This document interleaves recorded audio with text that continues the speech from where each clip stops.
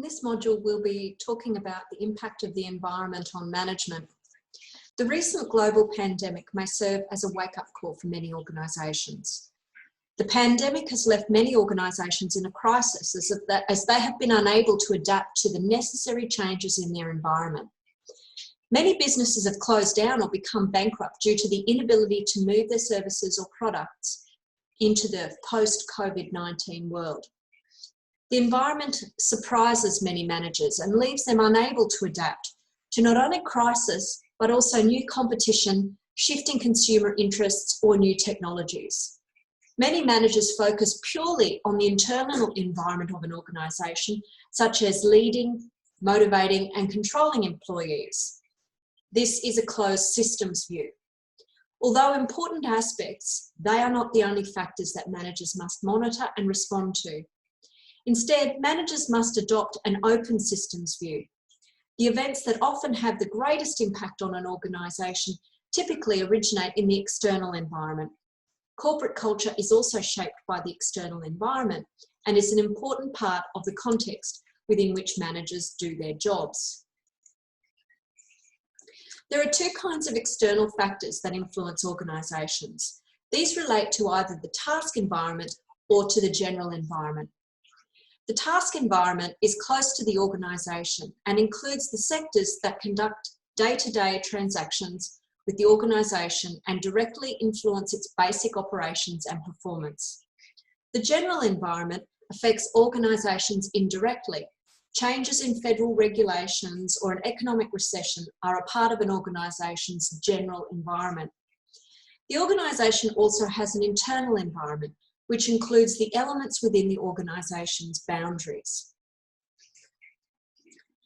The general environment is the outer layer of the organisation, the dimensions that influence the organisation over time, but often are not involved in the day-to-day transactions with it.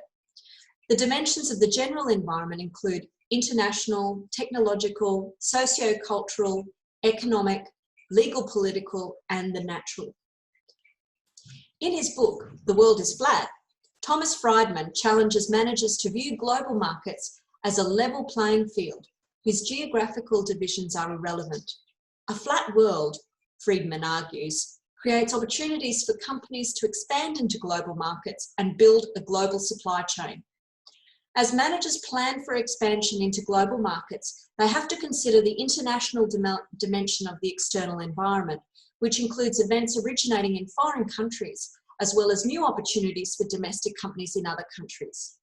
The international environment provides new competitors, customers, and suppliers, and shapes social, technological, and economic trends as well.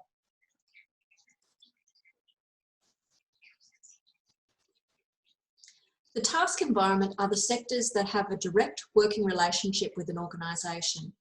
Customers are the people and organisations in the environment who acquire goods or services from the organisation. Competitors are other organisations with the same goods or services on offer. Suppliers provide materials that an organisation uses to create its output, and labour are the people who work for the organisation.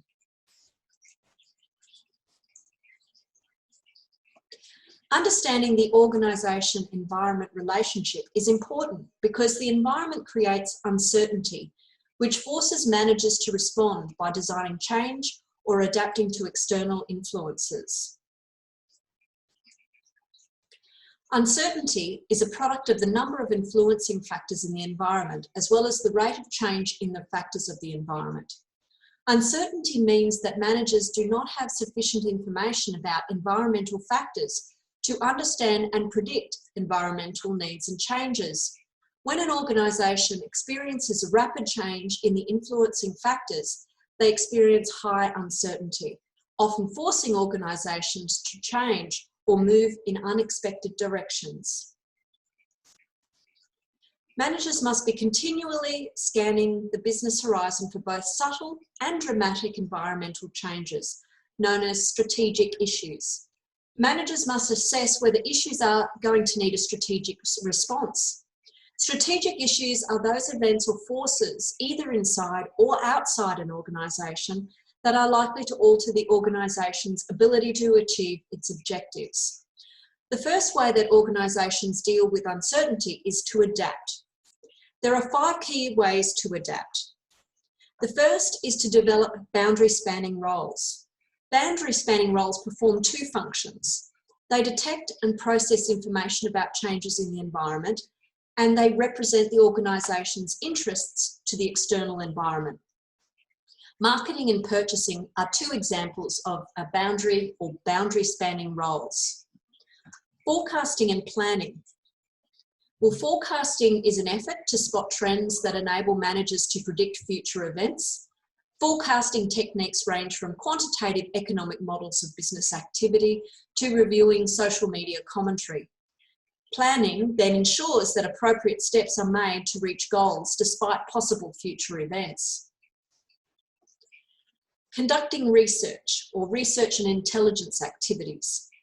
These help the organisation understand the experiences of customers, of their needs and their desires, as well as assessing competitors or other potential disruptions. Many organisations now have customer experience managers and also strategic intelligence teams.